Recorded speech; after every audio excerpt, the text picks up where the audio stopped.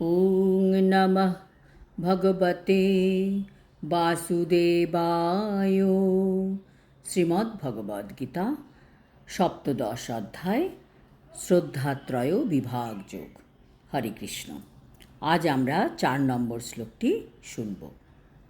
যজন্তে সাত্ত্বিকা দেবান যক্ষ রক্ষাংসি রাজসাঃ প্রেতান ভূত গণাংশ্চ অন্যে যজন্তে তামসা জনাঃ। অনুবাদ: সাত্ত্বিক ব্যক্তিরা দেবতাদের পূজা করে, রাজসিক ব্যক্তিরা যক্ষ ও রাক্ষসদের পূজা করে এবং তামসিক ব্যক্তিরা ভূত ও প্রেতাত্মাদের পূজা করে। এই শ্লোকে পরমেশ্বর ভগবান বিভিন্ন ধরনের উপাসকদের বাহ্যিক কর্মধারা অনুসারে তাদের বর্ণনা দিচ্ছেন। শাস্ত্রের অনুশাসন অনুসারে পরমেশ্বর ভগবানই হচ্ছেন একমাত্র উপাস্য, কিন্তু যারা শাস্ত্র সিদ্ধান্তে যথেষ্ট পারঙ্গম নন বা শ্রদ্ধালু নন, তারা জড় জাগতিক বিশেষ বিশেষ গুণে তাদের বিভিন্ন অবস্থান অনুসারে ভিন্ন ভিন্ন বস্তুর উপাসনা করে থাকে। যারা সত্যগুণে অধিষ্ঠিত তারা সাধারণত দেবতাদের পূজা করে।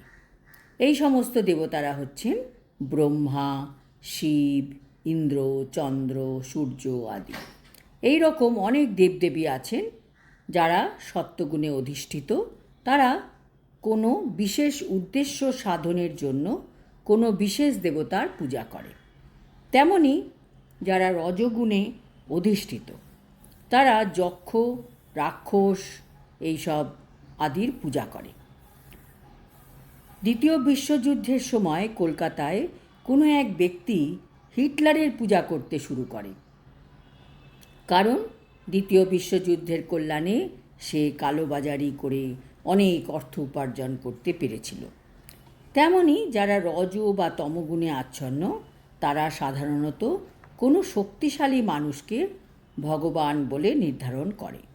তারা মনে করে যে কোনো ব্যক্তিকেই ভগবান বলে পূজা করা যায় এবং তাতে একই রকম ফল লাভ করা যায়। এখানে স্পষ্টভাবে বলা হয়েছে যে রাজসিক ব্যক্তিরা এই ধরনের ভগবান তৈরি করে তাদের পূজা করে, আর তামসিক ব্যক্তিরা ভূত প্রেতের পূজা করে। কখনো কখনো মানুষ মৃত লোকের সমাধিতে গিয়ে পূজা করে। যৌন আচারগুলিকেও তামসিক আচার বলে গণ্য করা হয়। তেমনি ভারতের অজ পাড়াগাঁয়ে ভূত প্রেতের পূজার প্রচলন দেখা যায়। ভারতবর্ষে আমরা দেখেছি যে অনেক সময় নিম্ন স্তরের লোকেরা যদি জঙ্গলে গিয়ে কোনো গাছে ভূত আছে বলে জানতে পারে, তাহলে তারা নানা রকম নৈবেদ্য অর্পণ করে সেই গাছের পূজা করে। এই রকমের সমস্ত পূজা প্রকৃতপক্ষে ভগবানের আরাধনা নয়। ভগবত উপাসনা হচ্ছে তাদের জন্য যারা গুণাতীত শুদ্ধ সত্ত্বে অধিষ্ঠিত। শ্রীমদ্ ভাগবতেও বলা হয়েছে, সত্যং বিশুদ্ধং বসুদেব শব্দিতম। কোনো মানুষ যখন বিশুদ্ধ সত্ত্বে অধিষ্ঠিত হন তিনি তখন বাসুদেবের আরাধনা করেন। এর তাৎপর্য এই যে যারা জড়জগতের সমস্ত গুণ থেকে মুক্ত হয়ে চিন্ময় স্তরে অধিষ্ঠিত হয়েছেন তারাই কেবল পরমেশ্বর ভগবান শ্রীকৃষ্ণের আরাধনা করতে পারেন। নির্বিশেষবাদীরাও সত্যগুণে অধিষ্ঠিত বলে মনে করা হয় এবং তারা 5 রকমের দেবদেবীর উপাসনা করে। তারা জড়জগতে নির্বিশেষ বিষ্ণুরূপ বা মনোধর্মপ্রসূত বিষ্ণু তত্ত্বের উপাসনা করে। বিষ্ণু পরমেশ্বর ভগবানের সাংস প্রকাশ। কিন্তু নির্বিশেষবাদীরা যেহেতু পরমেশ্বর ভগবানকে বিশ্বাস করে না, তাই তারা কল্পনা করে নেয় বিষ্ণু রূপও নির্বিশেষ ব্রহ্মের আরেকটি প্রকাশ মাত্র। তেমনি তারা মনে করে ব্রহ্মাও রজগুণের নির্বিশেষ প্রকাশ মাত্র। এইভাবে তারা 5 জন উপাস্য দেবদেবীর কথা বর্ণনা করে থাকে।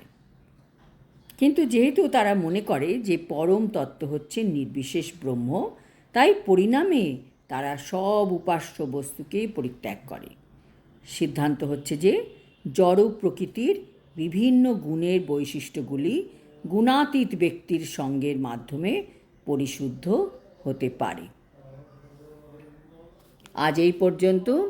শ্লোক 5 আর 6 আমরা জানব কোন প্রকার তপস্যা আমাদের করা উচিত আর কোন প্রকার তপস্যা আমাদের করা উচিত নয়। হরি ওম তৎসৎ। হরে কৃষ্ণ।